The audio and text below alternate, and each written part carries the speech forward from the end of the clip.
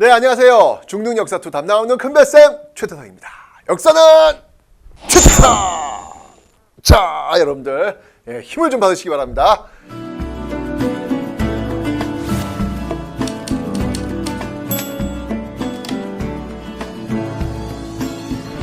자, 전 시간까지가 이제 개항기. 근현대사는 크게 세 덩어리로 나눌 수 있어요. 한국사. 개항기, 일제강점기, 현대사. 이제 개항기 끝난 거야. 아마 시험 범위는 아마 개항기를 딱 거의 끝나는 그런 흐름이 되지 않을까라는 생각이 드는데, 자, 이번 시간부터는 여러분들 드디어 이제 일제강점기. 웃으면서 얘기하는 게 아니구나. 네, 굉장히 그 가슴 아픈 우리 어떤 식민지 일제강점기 역사를 한번 배워보도록 하겠습니다.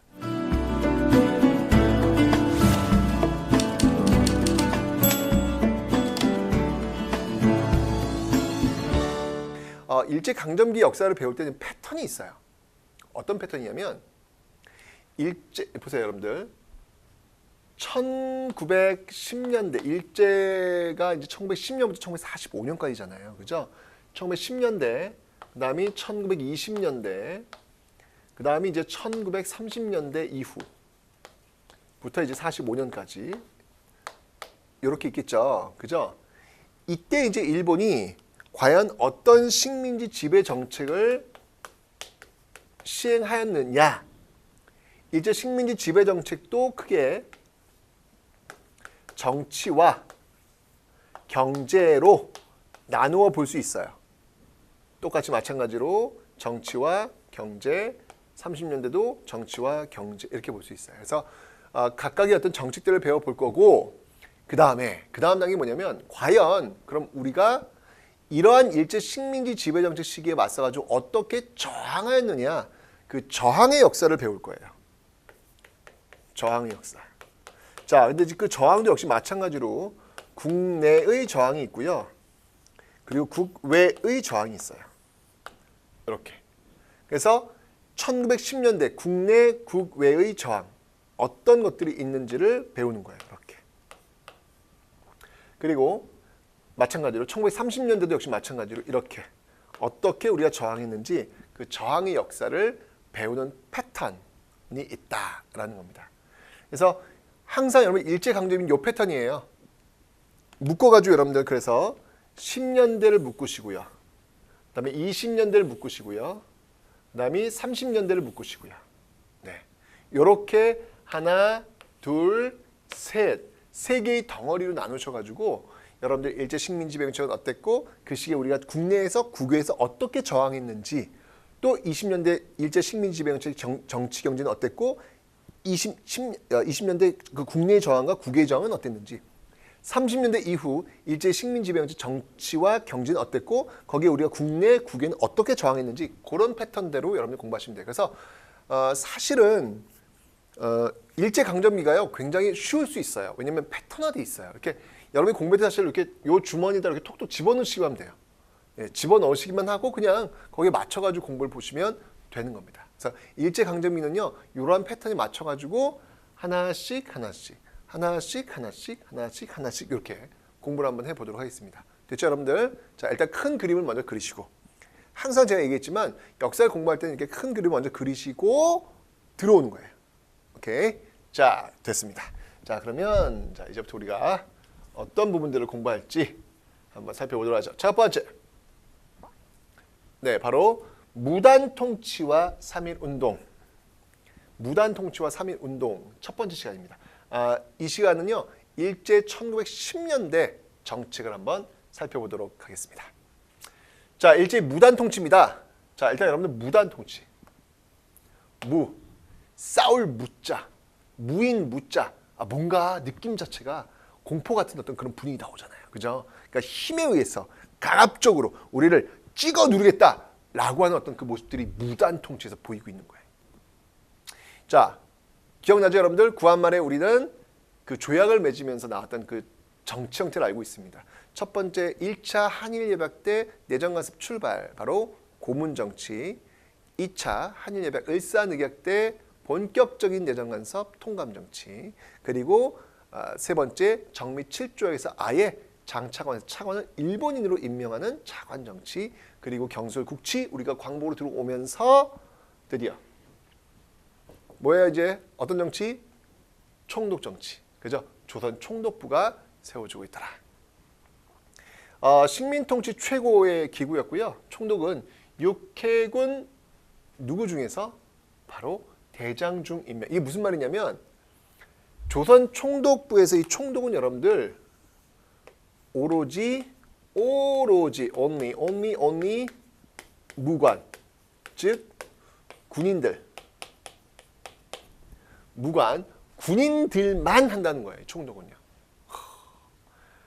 군인을 제가 뭐라고 하는 건 아니지만 정치를 군인들이 한다? 굉장히 좀 분위기 자체가 굉장히 경직될 수 있고요. 굉장히 군인은 나라를 지키는 그런 힘을 하는 거지 정치를 하는 사람들은 정치인들이 하는 거죠. 그죠? 무관들이 군인들이 정치를 한다. 이 어떤 분위기가 나올지 아시겠죠, 여러분들? 굉장히 또 공포스러운 분위기를 지금 만들려고 하는 거구나. 그런 거죠. 지금 1910년 지금 일제가 우리를 식민지로 딱 잡아들이면서 뭔가 이제 식민지 백성에 대해서 식민지에 대해서 어떤 강압적인 통치를 하겠다는 그런 메시지를 지금 보여주고 있는 거예요. 이런 내용입니다. 자, 그리고요.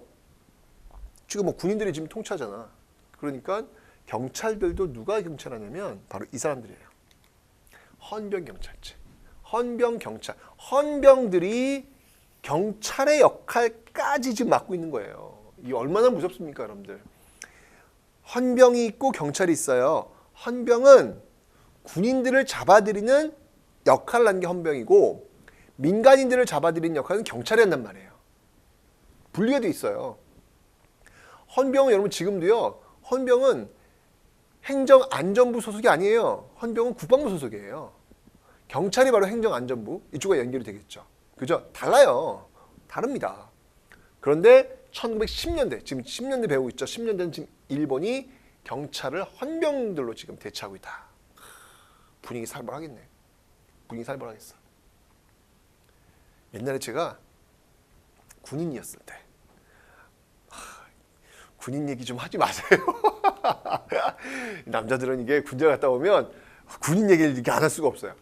군대에 갈 때 꾹꾹지 하잖아 지금 이렇게 내가 군대에 갔는데 정말 너무 무서운 사람들이 누구냐면 헌병이 너무 무서웠어요.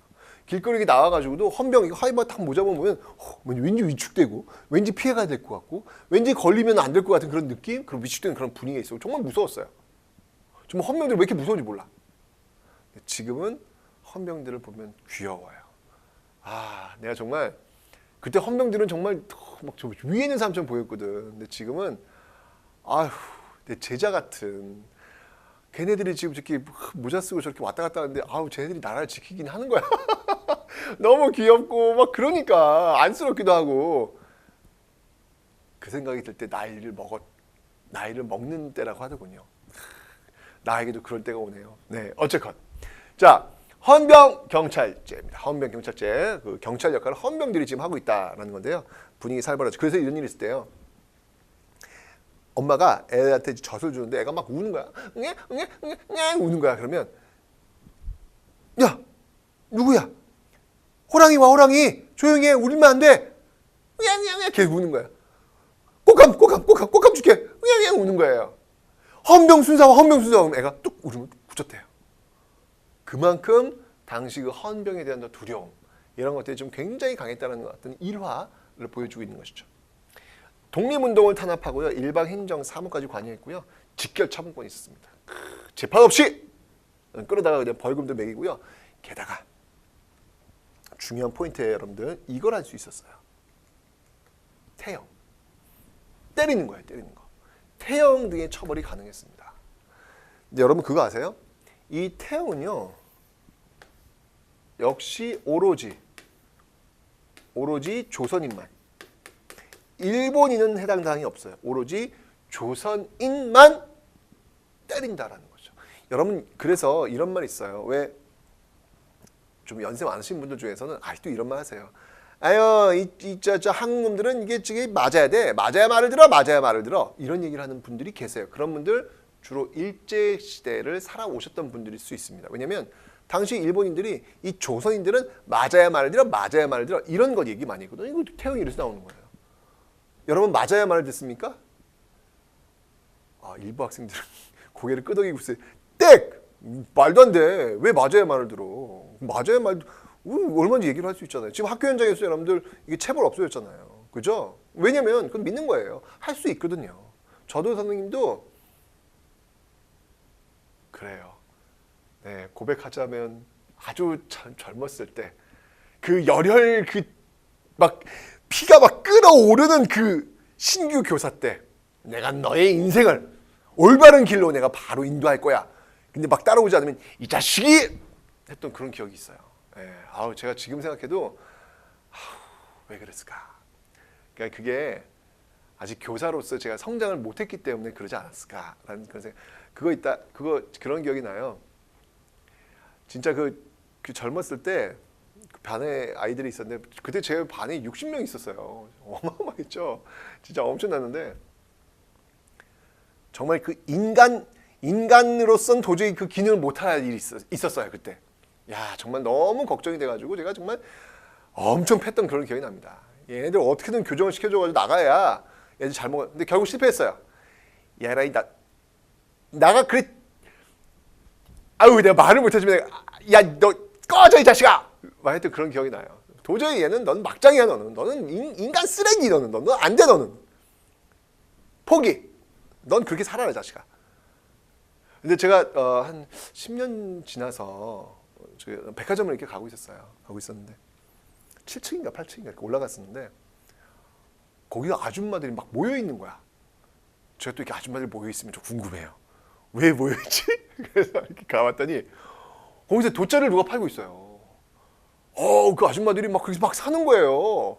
근데 이렇게 소개팅 받을 야 잘 팔어. 귀가 막히게 팔어. 엄청나게 이게 이 또 아줌마들 녹이더라고 또 이게 사야만 해. 살 수밖에 없어. 너무 잘하는 거예요. 나도 이렇게 봤지. 그죠? 그런 거 보는 거 좋아. 제가 홈쇼핑 보는 거 좋아하거든요. 근데 이렇게 저 친구 말 잘하네. 라고서 이렇게 해서 그 사람 얼굴을 봤는데 대박. 내 제자예요.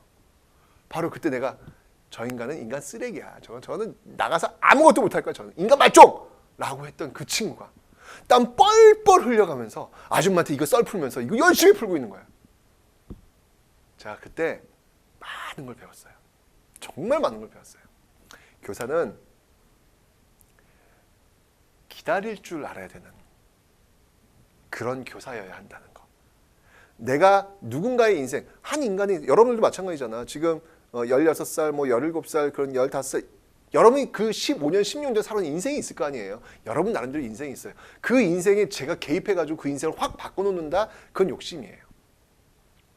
다만 여러분들의 인생을 바꿔나가는 데 있어서 제가 자극을 줄 수는 있어요. 나중에, 지금 아니더라도 나중에. 역사 시간 이렇게 공부하면 제가 사실은 메시지 계속 던지고 있거든요. 여러분들한테. 그게 지금 여러분 인생을 지금 바꾸지 않는다 할지라도 나중에 문득 맞다 그때 선생님이 최태원 선생님이 이 얘기 한번 했었는데 라는 게 떠올려서 그때 어떤 순간의 선택이 있어가지고 좀 더 건강한 선택을 할 수 있다면 저는 성공한 교사가 될 겁니다. 그걸 그때 배웠어요. 아이들 포기하면 안 된다. 아이들은 변하는 것이고 아이들은 잘 성장할 수 있는 믿음을 갖는 것이 바로 교사다라는 걸 그때 제가 배웠습니다. 그래서 여러분들 지금 인생이 막장이에요? 괜찮아. 믿어. 난 믿어. 잘할 수 있어. 제가 이 역사를 통해서 끊임없이 여러분들 자극을 주는 것 그게 제 역할이다. 라는 어떤 그런 생각이 드는 거예요. 그래서 절대 여러분들 때리거나 그러지 않아도 돼요. 믿으시면 됩니다. 저는 그때 그 가르침이 있기 때문에 그 이유는 절대 학생들 손찌검하지 않았어요. 매를 들지도 않고요. 왜요? 믿으면 돼요. 그 자극과 그 믿음 속에서 그 아이들은 언젠가 근사한 모습으로 그 자리에 있을 거니까. 그러니까 교사가 또 이게 나이를 먹으면 좋은 게 있더라고요. 왜냐면 결과물들이 보이니까. 옛날 젊을 때는 그게 안 보이니까 막 초조했던 거예요. 내가 말 바꿔놓지 않으면 얘가 큰일 날 것 같은 어떤 그런 느낌? 그렇지 않더라고요. 자, 그래서 이 태형, 이거 1910년대 이거 말도 안 돼요, 이거는. 이런 식으로 해서 조선인들만 이렇게 차별주는 거는 말도 안 돼요. 10년대 모습이었습니다. 하여튼 10년대 공포 분위기, 총독, 군인 출신의 총독, 헌병 출신의 경찰, 이들이 막 태형을 막 하고 있는 그런 모습들을 딱 떠올리시면 돼요. 자, 그리고 당연히 기본권 제한 들어갑니다. 언론, 출판, 집회, 결사의 자유 없습니다. 1910년대에 지금 10년대 무단통치 배우고 있어요. 자, 이러면서 뭐 대한매일신문 우리 알고 있잖아. 베델, 굉장히 일본의 굉장히 공격적이었던 그 기사 실었던 베델, 그다음에 황성신문 이런 다 폐간됩니다. 다 폐간되는 그런 모습들이 있더라라는 거 받으시면 되겠습니다. 교육 볼까요? 뭐 식민지 지금 해야 되니까 일본어 중심의 교과목 나오겠죠. 그죠? 한국인은 고등교육 기회 없습니다. 고등교육이라고 하는 건 여러분들 오해하지 마세요. 이거 고등교육은 고등학교 교육이 아니에요. 오해하는데 초등교육은 초등교육이 맞아요. 중등교육이면 중등교육에 뭐가 들어오는 거냐면 중학교 교육과 고등학교 교육이 같이 들어오는 거예요. 그게 중등교육이에요. 그러니까 여러분들은 지금 중등교육 받고 있는 거야. 고등학생들이 중등교육 받고 있는 거야. 그리고 고등교육이 대학교 교육을 얘기하는 거예요. 대학원 교육을 우리는 고등교육. 아시죠? 그래서 초등, 중등, 고등 있는데 고등교육 기회가 없다는 얘기는 뭐예요? 이거는 대학교 교육이 없다라는 거. 지금 몇 년대? 우린 지금 1910년대를 지금 배우고 있습니다. 지금 1910년대 배우고 있는 거예요. 네. 그리고 교사에게요. 이것도 놀라워. 바로 제복을 입고 칼을 차게 해요. 선생님이 말이야. 제복을 입고 칼을 차고 교실에 들어와. 초등학생 애들 얼마나 제잘제잘되고 얼마나 막 이렇게 그래요. 그죠?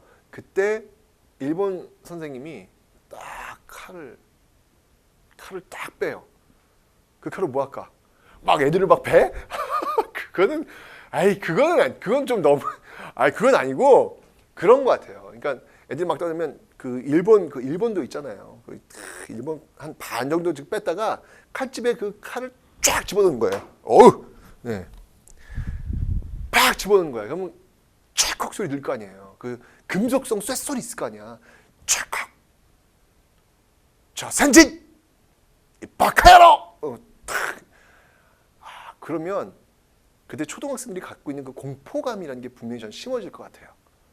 어렸을 때 갖고 있는 그 공포감, 일본인의 그 칼소리, 찰컥 그 소리에 의해서 진압되는 그 소리가 반복되고 연습되고 익혀진다면 이 친구들이 나중에 어른이 되어서도요, 일본인들에 대한 공포감, 이런 것들은 은연중에 트라우마로 남아 있습니다. 왠지 일본인한테는 위축되고 왠지 일본한테는 저항하면 안 될 것 같은 그런 느낌들, 그런 것들이 교육을 통해서 이루어지고 있다는 것이죠. 이게 1910년대의 모습이에요. 정말 선생님들은 다 칼차고 들어오고 있고요. 밖에 나가면 헌병들이 왔다 갔다 하고 있고요. 1910년대 일제강점기 식민지의 모습을 여러분들은 그림을 그리실 수 있어야 되는 거예요. 지금 여러분들이 그런 시대에 살고 있지 않다는 것은 너무 행복이고 너무 행운이다라는 겁니다. 자, 이번 이제 경제를 한번 볼게요. 경제. 자, 경제를 볼 텐데 일단 자, 정치적인 면 1910년대 우리 정치적인 면 봤고요. 자, 이번엔 경제입니다. 1910년대 여전히 10년대예요. 자, 일제가 지금 우리 식민지로 만들었어. 식민지로 만들었으니까 제일 먼저 할 게 뭘까요? 당연히 땅 뺏는 것부터 먼저 해야죠. 식민지 했으니까. 그죠? 그래서 1910년대는 토지조사 사업을 단행하는 거예요. 자, 토지조사 사업 목적을 보면요. 식민통치에 필요한 기초 자료와 재정을 확보하는 것. 이 목적입니다. 그러니까 핵심은 뭐냐면 여러분 이거예요. 재정 확보예요. 재정의 확보. 땅 뺏어가지고 자기들 재정을 확보하겠다. 또 땅을 조사한 다음에 조사하는 건 뭐야 여러분들? 항상 토지를 조사하는 이유가 있어요. 왜? 세금 매기려고. 세금을 정확히 매겨야 세금을 더 많이 걷어 국가 재정을 확보할 거 아니에요. 그죠? 그렇게 해서 세금을 매기기 위해서 국가 재정을 확보하는 그런 모습을 보이고 있습니다. 이게 목적이에요. 하여튼 재정 확보야. 자, 원칙은 뭐냐면요. 토지 소유자가 정해진 기한 내에 직접 신고한 토지만 인정합니다. 기한 내에 신고하지 않으면 뺏기는 거예요. 그러니까 기한 내에 신고를 해야 되는데 이게 굉장히 어려워요. 일단 한문으로 쓰여진 신고서잖아요. 선생님도 5월 달만 되면 종합소득세 신고를 해야 됩니다. 분명히 제가 그 양식을 보면요. 한글로 쓰여져 있어요. 근데 중요한 건 뭐냐면 한글로 쓰여진 신고서를 저는 이해할 수 없다는 거예요. 완전 전문 용어들이 너무 많아가지고 이게 도대체 뭔 말인지 완전 외국어야. 나 알지를 못하겠어요. 아니 진짜 왜들 그렇게 어려운 말들을 써? 세무사님들이 또 그러니까 또 그 역할들이 있으시겠지. 아니 근데 너무 어려워요. 저는 그때 그 느낌을 보면서 이게 1910년대 농민들이 이랬겠다. 한자로 쓰여져 있는 신고서, 아이고 글 못 읽는 분들이 얼마 많은데요. 이거 받아보고 나서 어땠을까? 어떤 분들은 나 몰라 하고 그냥 몰라 이거 어떻게 되겠지 하고 넘어갔다가 결국 땅을 뺏기는 그런 분들도 있었겠구나 라는 생각이 들더라고요. 저 이번에 결혼 경험 있어요. 12월 달에 뭐가 나왔더라고요. 나왔는데 그 뭐더라 그게 무슨 세금 이름이에요. 근데 전 한 번도 그런 걸 내본 적이 없어가지고 이게 뭐야 하고 넘어갔어요. 뭐야 이게 도대체 뭐야 넘어갔어요. 그때 가산세 붙어가지고 또 왔어요. 이런 경우 내가 이게 이해가 되는 게 뭐냐면 안 내려고 한 게 아니라 모르는 거예요. 그 모르는데 너무 어려우니까 그 통과했다가 그냥 뺏기는 거죠. 그죠? 그래도 제가 몰랐던 제가 잘못입니다, 여러분들. 네, 세금은 모르면 안 돼요. 네, 그 몰랐으면 전화를 걸어서 이게 뭔가요? 제가 뭘 내야 되는가요? 정확히 신고를 하고 내야지. 네, 제가 너무 바쁘다 보니까 너무 아무것도 모르는 용어다 보니까 통과했던 것 같아요. 제 잘못입니다. 이걸 너무 당연하게 얘기하면 안 돼요, 여러분들. 어쨌건 그때의 그 심정을 제가 이해할 수 있을 것 같더라고요. 이게 딱 그런 거예요. 딱 그런 케이스예요. 자, 바로 기한 내에 정해진 기한 내에 자기가 신고를 해야 됩니다. 자, 그 진행을 보면요. 자, 미신고 토지. 저 신고 안 하면 뺏기는 거예요. 신고 안 하면. 황실과 관청의 소유 토지. 그다음이 마을의 공유지. 아니 마을의 공유지 누가 신고할 주체가 없잖아 지금. 그죠? 이런 토지 뺏기는 거예요. 문중 토지. 이것도 누구 개개인의 토지가 아니라 뺏기는 거예요. 그죠? 결국 이런 땅들은 바로 조선 총독부가 소유하게 됩니다. 아 진짜. 바로 이런 땅을 관리했던 또 이렇게 팔고 샀던 그런 곳이 어디냐면 바로 동양척식 주식회사라는 곳이에요. 중요합니다, 여러분들. 동양척식 주식회사 꼭 기억해 두세요. 토지 조사 사업에서 가장 큰 수혜를 입었던 회사가 바로 동양척식 주식회사가 되겠습니다. 자, 동양척식 주식회사는 여러분들 일제 강점기 때 만들었던 회사는 아니고요. 1908년 구한말 이미 구한말 때 이 회사가 만들어졌고 그러니까 준비를 하고 있었던 거야. 나중에 이제 식민지가 되었을 때 조선의 땅을 사들여 가지고 일본 이민자들한테 싸게 팔기 위해서 준비를 하기 위해서 이미 일제 강점기 아니라 그 전에 들어왔던 거죠. 들어와서 지금 이런 회사를 통해 가지고 지금 일본에게 싼 값에 지금 매매를 했던 그 회사가 바로 동양척식 주식회사가 되겠습니다. 기억해 주시고요. 이러면 당연히 일본인 대주주는 뭐 당연히 증가하는 것이죠. 토지 조사 사업의 결과입니다. 됐죠? 기억해 놓으세요. 하여튼 이런 식으로 해서 땅을 많이 빼앗겼습니다. 자, 그 결과 조선 총독부의 지세 수입 증가. 그렇죠. 토지를 조사했으니까 지세라고 하는 건 뭐냐면 토지세예요. 토지를 조사했으니까 그 토지에다가 세금을 정확하게 매길 수 있는 거예요. 정확하게 세금을 매겨가지고 지세 수입이 증가하더라. 아까 제가 얘기했죠, 여러분들 재정 확보라고. 그죠? 재정 확보 차원에서 바로 이렇게 지세 수입이 증가되었다라고 하는 것을 기억해 두시면 되겠습니다. 자, 보세요. 지주의 소유권만 인정하고요. 이거는 인정되지 않습니다. 이게 이제 좀 어려운 단어인데 제가 설명드릴게요. 바로 경작권은 인정되지 않습니다. 자, 이게 무슨 말인지 볼게요. 옛날에는요, 자, 이렇게 돼 있어요. 토지가 이렇게 있잖아. 토지가 이렇게 있어요. 이 토지는 내 토지가 아니야. 이건 지주의 토지야. 자, 소장농이 있어요. 소장농은 뭐냐면 토지는 없는데 이렇게 지주의 땅을 빌려가지고 소작하는 사람들을 소장농이라 그래요. 그죠? 조선시대는 어땠냐면 이 지주의 땅을 이 사람이 빌려서 농사를 짓잖아요. 그럼 나중에 이제 왜 병작반수제 도조법 해가지고 그 생산량의 일부를 지주와 나눌 거 아니에요. 그런 소장농이 이 지주의 토지를 농사를 짓는데 만약에 이 소장이 죽었어. 죽으면 그의 아들이 이 지주의 토지를 자연스럽게 승계해서 농사를 짓게 되어 있는 거예요. 또 그 아들이 죽었어. 그럼 또 그 아들이 또 역시 마찬가지 그 지주의 토지를 또 승계받아가지고 농사 짓는 거예요. 그러니까 내가 농사 지을 땅은 항상 정해져 있는 거야. 이걸 지주가 야, 너 그만해. 너 딴 사람한테 나 이 땅 넘길 거야. 그게 안 된다는 거예요. 비록 이 지주의 토지이긴 하지만 지주 마음대로 사람을 바꿔가면서 그 땅을 줄 수는 없다는 거예요. 그게 바로 경작권이라는 거예요. 내가 그 토지 소유자는 아니지만 내가 경작할 수 있는 권리는 가지고 있다라는 것이죠. 그런데 토지 조사 사업에서 일제 강점기에 이 경작권을 인정하지 않는 거예요.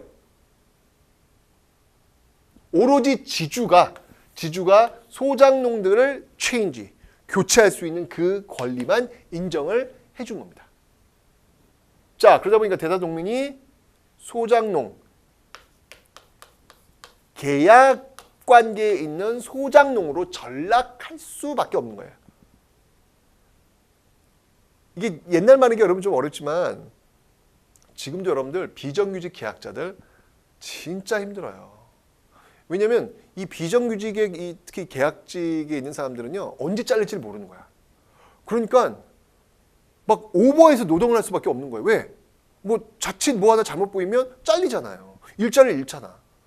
그러면 늘 불안하고 늘 초조하고 늘 좀 그런 심정으로 일을 할 수밖에 없는, 그러니까 어떻게 보면 또 과잉 충성도 해야 되는 어떤 그런 상황. 이건 어떻게 보면 노동을 이게 빼앗기는, 여기도 마찬가지야. 이 소작농이 안정적으로, 이 땅은 비록 내 땅은 아니지만 이 땅은 우리 할아버지가 경작을 했고 우리 아버지가 경작했고 이거 내가 경작한 땅이 우리 아들이 경작한 땅이야 라고 하는 어떤 그런 좀 안심이 좀 있어야 좀 행복할 거 아닐까요?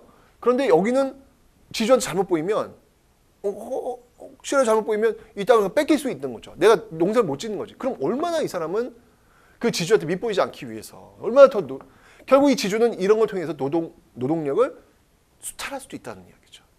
굉장히 이 상태는 지주한테는 유리하고 소작농한테는 굉장히 불리한 그런 상황이 지금 나타나고 있죠. 이 계약직이 이래서 힘든 거예요.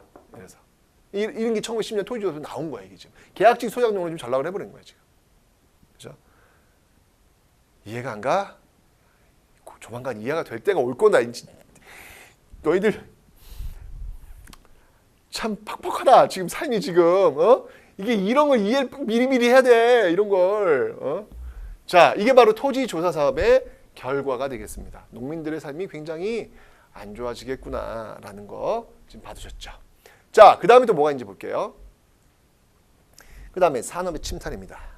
자, 이건 뭐냐면요. 자, 농사 짓는 사람들한테는 그렇게 했고, 그 다음에 뭐가 있냐면 바로 회사령의 공포예요. 이건 뭐냐면 회사 설립을 중요한 포인트가 뭐냐면 이거예요. 허가입니다. 허가예요, 허가. 회사를 세울 때 회사를 지은 다음에 저 회사 세웠어요 신고한 게 아니야. 신고지가 아니라 회사를 세우기 전에 이미 저 이거 세워도 될까요? 라고 미리 허락을 받아야 되는 거야.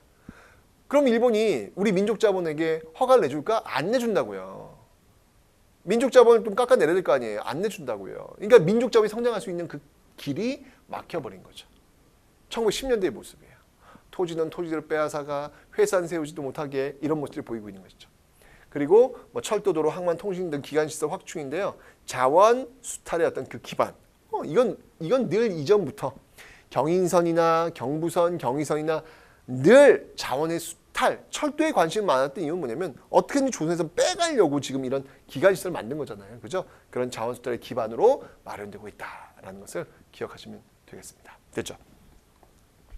자, 이렇게 해서 1910년대 무단 통치 시기의 정책을 한번 살펴봤습니다. 자, 정리를 해보면, 자, 1910년대 이 모습은 정치적인 면에서는 헌병 키워드고요. 무단 통치 키워드고요. 그죠? 그리고 이 헌병이 뭘 한다? 헌병이 바로 태형. 마음껏 때릴 수 있는 어떤 그런 모습도 있었고, 그리고 칼찬 교사. 이게 정치에서 어떤 모습들이에요. 살벌한 모습들입니다. 그 다음에 경제. 식민지 쓰니까 땅 뺏어야죠. 그래서 토지조사 사업 단행을 해서 계약직 농민으로 다 전락을 시켰다라는 거, 여기 이제 핵심이 되겠습니다. 이 토지조사 사업을 한 이유는 뭐냐면 바로 재정을 확보하기 위해서다 라고 설명을 드렸죠. 자, 그리고 이제 회사령. 회사를 세울 때는 반드시 허가를 받아라.